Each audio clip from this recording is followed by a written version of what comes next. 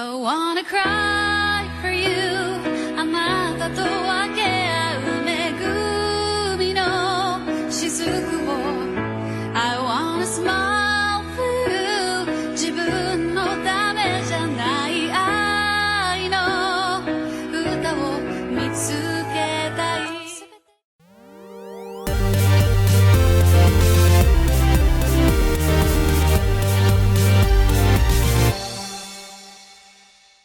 Hey guys, the Black Critic Guy, and welcome to LGBT Month, a whole month dedicated to watching and reviewing both movies and anime that address LGBT themes and stories. I'm super excited to do this month. I cannot wait to see all these awesome LGBT animes and movies that you guys recommended me, and I cannot wait for you guys to see the videos I have planned for you. And to kickstart this amazing month, I thought we explored the T in LGBT by reviewing the anime Horo Masuko, or Wandering Sun in English. Now, Horo Masuko tells the story of two transgender kids, Shunichi Nichiri, who's biologically male but wants to be female, and Yoshino Takasuki, who's biologically female but wants to be male, as they deal with the transition from grade school to middle school and their sexual identities, as well as their relationships with each other and various people. Now, many of you longtime subscribers are well aware that I reviewed this anime 4 years ago in my one-bedroom apartment.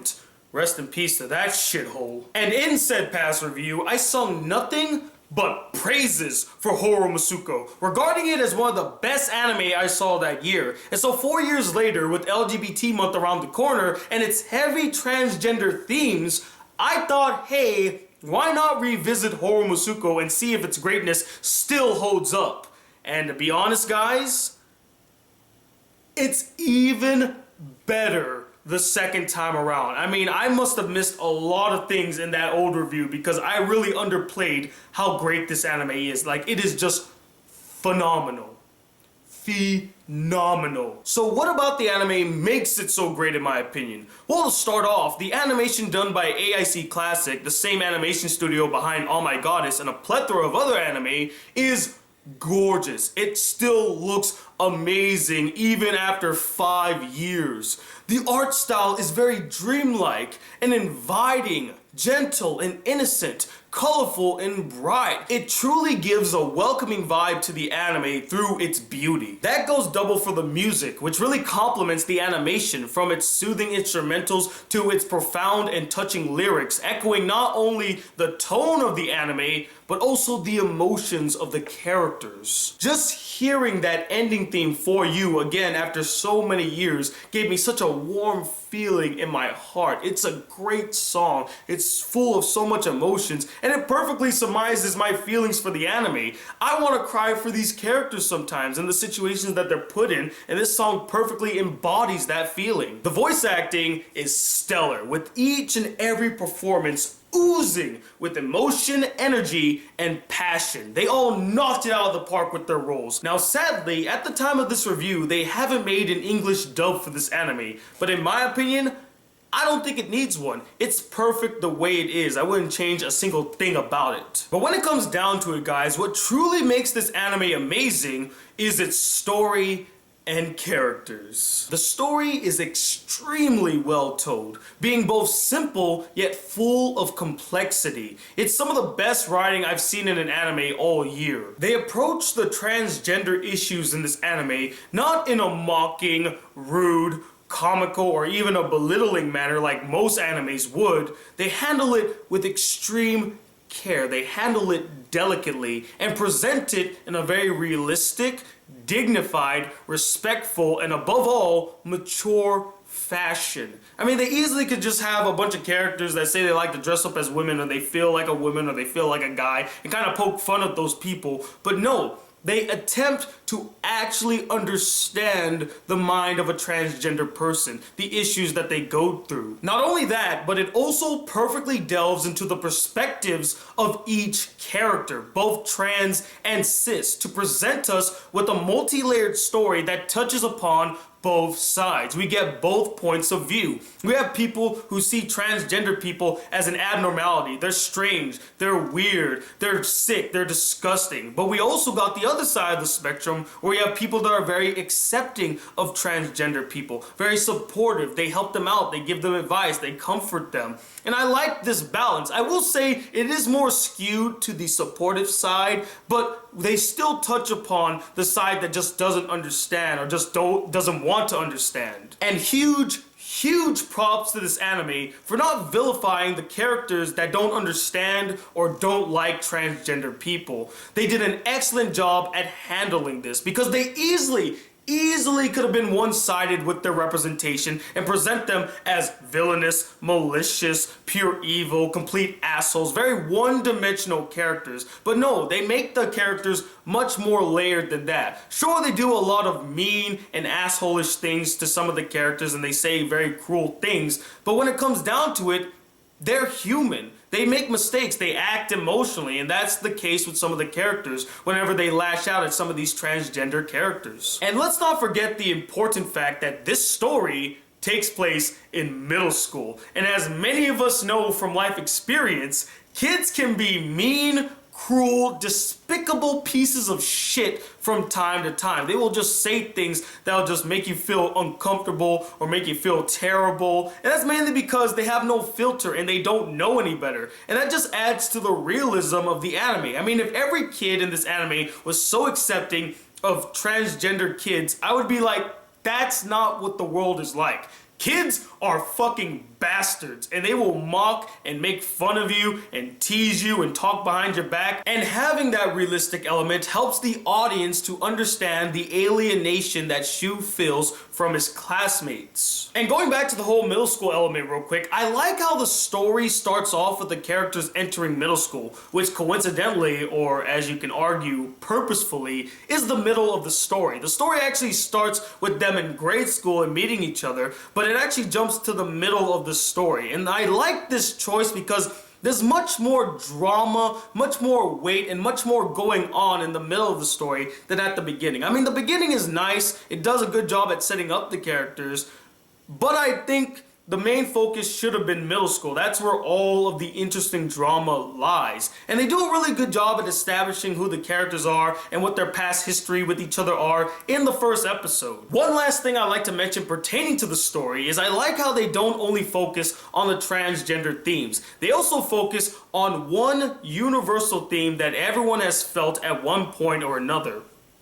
Love. They heavily dive into the relationships and romances among the characters. And as a fan of romance anime, I dug the romantic element of the story. And I felt like the relationships were very real, organic, believable. I felt connections among the characters, and there are a lot of sweet moments that just made me go, oh, that's so freaking cute. Transgender or not, they're just really good relationships. And Horu Masuko might quite possibly have one of the best and most interesting love triangles I've seen in an anime, and it's handled in a very serious, down-to-earth fashion. And I know a lot of you are probably gonna say to me, oh, you're a freaking hypocrite, Tony. Didn't you just say that you don't like when they take a love triangle very seriously? You just want to see a love triangle handled in a comedic fashion. That's the best way to do it. Didn't you say that, Tony, huh? You freaking liar. And yes, I did say that, but there are always exceptions to the rule. And as long as it's done in a very realistic fashion and it actually adds to the characters and isn't the center of the drama, I don't really have a problem with love triangles, and that's the case with the one in here. It actually adds to the characters. The drama with it is very well handled, and honestly, it's not even the main focus. It's more of like a sub-drama that's part of the main drama, which is the transgender themes. And then we got the characters.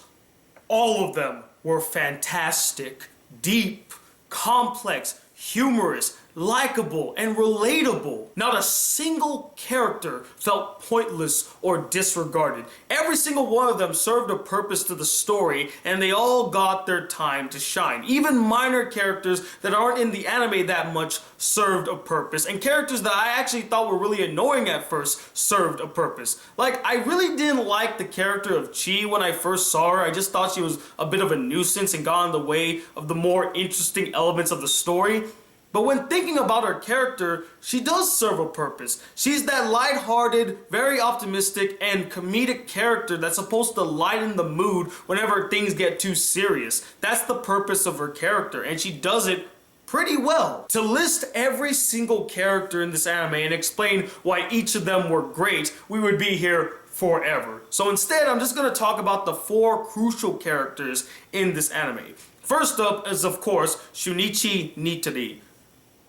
I fell in love with this character, and I really rooted for her to succeed and find acceptance in this world and to discover who she really is. The dilemmas that this character goes through is so profound, and it actually just struck a chord with me. She's biologically male, but in the inside she feels like a female. She likes doing very feminine things. She likes wearing pretty clothes and looking very pretty, and she's just trying to find acceptance with the world and with other people. And luckily she was able to find a group of friends that really understood her and was able to help her and be a support group for her. But she also deals with a lot of trials and tribulations, a lot of mockery. She has a sister that just doesn't really understand her and makes fun of her, picks on her a lot. Shunichi Nitori as a whole is such a dynamic character, rich with personality and development, and I fell in love with this character and her story, and she just felt like a real human being to me. Next we got Yoshino, who's kind of in the same boat as Nitori, being biologically female, but on the inside feels like a male, wants to be seen in a more masculine light, and likes to wear men's clothes.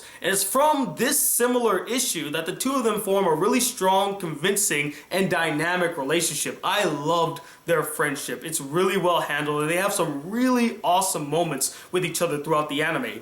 What really made this character so interesting to me is not only is the character going through some bodily changes, but he's also asking himself a lot of questions pertaining to his sexual identity. Do I really feel like a guy, or do I just like dressing up as a guy? This was an interesting internal conflict that the character was going through, and I like that they actually tackled on it. And it's actually brought up by the next character that I'm about to talk about, Chiba. Out of all the characters in this anime, Chiba is not only the most fascinating and the most relatable, but she's also the character that asks the right questions to the characters. Constantly, this character would ask the characters to really examine their life and really analyze what they really want or who they really are. And I like that the character was able to ask the tough questions. Like, there's a scene where she is talking to Nitori and she asks her, like, do you want to be a girl, or do you just like looking like a girl? Very interesting and important questions to ask somebody that is going through this issue, especially during the life-altering and confusing period